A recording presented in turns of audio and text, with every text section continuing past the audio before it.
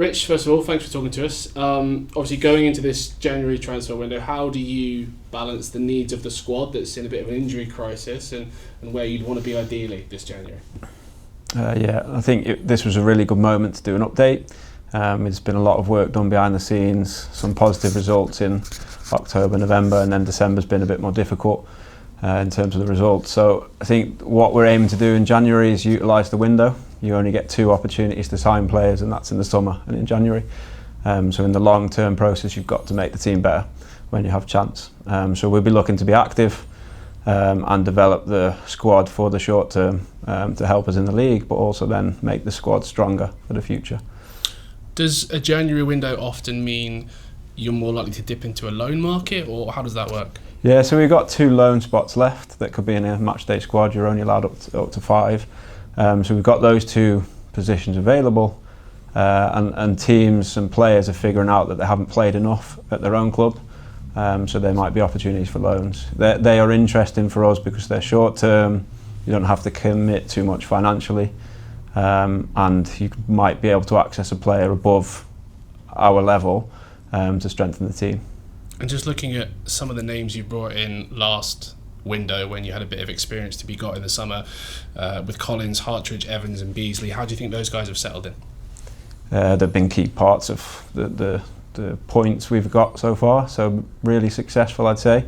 I think we've been happy with the range of players we got and the positions. Some young from lower leagues, George from a bigger league, and the impact has been positive.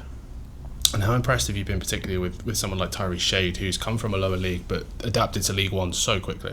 Yeah, so the Roman Burrell process with Burton Albion was perfect. We spoke about it before. He was found from a smaller league, coming to League One, got 6 months playing next to Budvarsson and with Gary Bowyer, and suddenly he sold for big money to the Championship, and you see how successful he's been now with 10 goals in the league. So our mindset has always been to look at that as an example and repeat it. So Tyrese then came in as that replacement, and I think at the start he tried to transition from National League into League One, and he kind of found his feet around Brackley in the FA Cup, and then suddenly just really progressed and showed how good player he can be. So we're happy with that process, so that's something we've got to repeat. And we spoke before about building a recruitment department, a recruitment team. Are there any particular markets you're looking to target internationally, domestically? Is there anything like that happening already? Yeah, so Harrison came in, he's been in now working for a couple of months, happy with how the process is going, really happy with the sort of lists of names that we've got access to. We need to be realistic, we're still trying to control the budgets from last season, what we were really honest and open about to the fan community. So this January we've got to be clever with what we can do for the short term and the medium and long term really. In terms of those markets, January is probably not the right time for something too exotic. With the ESC rules, which is we have 2 slots that you can take from a player from outside of regular English, Scotland, Ireland. That's not really a market for January. More a summer where you can transition a player through a pre-season, whereas January you need players that can hit the ground running, they've been playing, and they can come and help the squad quickly because we've got a lot of games in January, a lot of games in February. Yeah, and obviously as always, you're always looking for that balance in the squad of ins and outs as well, aren't you? Yeah, so TK did a really good loan period in Sweden.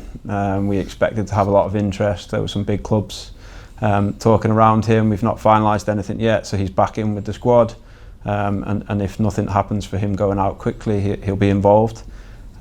We hope that we can transfer him out for some profit and for himself to go and find a platform for him developing his career. At the same time, what we spoke in the summer, we need to evolve the squad. That means some players do have to go out to find their own level.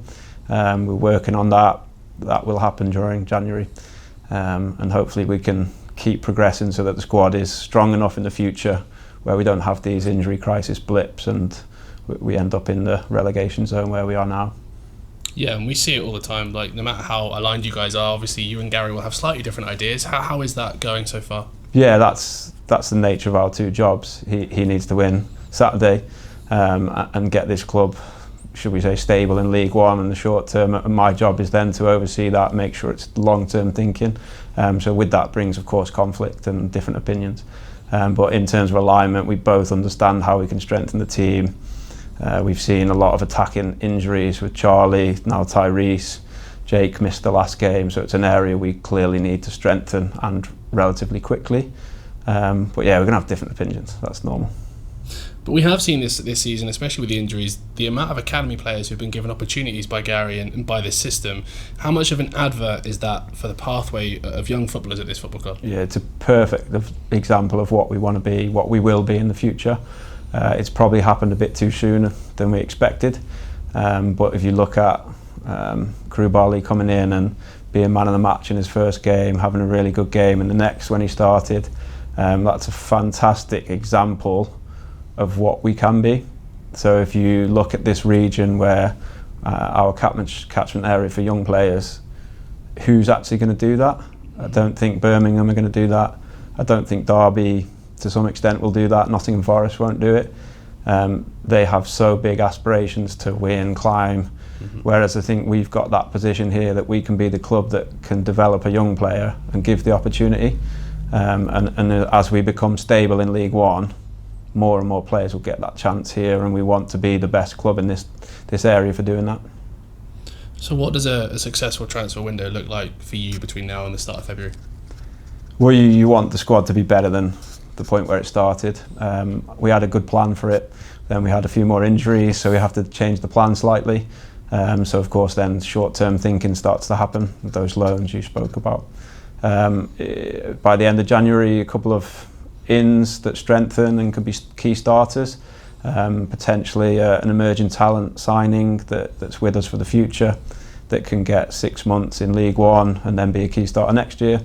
And a couple of outs that help us shape the squad better, so that we're maybe not having this dip in form that we've just had now. And then looking slightly further ahead, what do you think the ambitions are for this team then by the end of the season? Where do you want to be? Well, I guess if you look at the league table as we publish this, we need to survive, right? That's what the club has done for the last 4 years. We're so close to other things in the league that you can also mention that. But I think now we need to focus, get a couple of good signings in, help Gary, help the coaching staff, and then just see where it goes. We need to be League One next year. Hopefully we get to develop a couple more players to sell in the summer, and then we'll be really happy.